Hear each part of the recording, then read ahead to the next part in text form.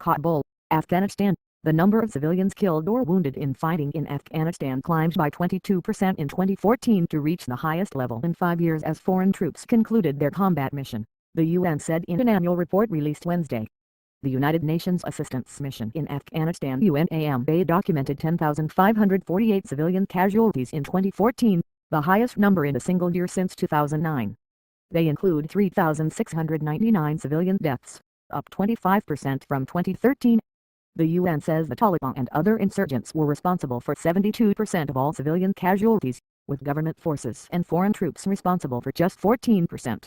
The United States and NATO troops pulled back from volatile areas last year, handing security responsibility over to Afghan forces and officially concluding their combat mission at the end of the year. At least 2,213 United States soldiers have died in Afghanistan since the invasion to topple the Taliban following the September 11, 2001, attacks, according to an Associated Press count. The UN report attributed the rise in casualties to intensified ground fighting, in which weapons like mortars, rockets and grenades are used in populated areas, sometimes indiscriminately. In communities across Afghanistan, increased ground fighting among parties to the conflict and more improvised explosive device attacks exacted a heavy toll on Afghan civilians, UNAMA head Nicholas Haysom said. Parties to the conflict should understand the impact of their actions and take responsibility for them, uphold the values they claim to defend, and make protecting civilians their first priority, he said.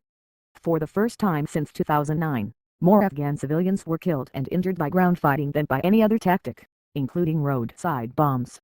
The report found that civilian deaths and injuries resulting from ground operations surged by 54%, making them the biggest killers of Afghan women and children in 2014. Haysom said the Taliban and other insurgents should abide by their public commitments to avoid civilian casualties by preventing or ceasing the use of IEDs and mortars in civilian populated areas, and stop deliberately attacking civilians.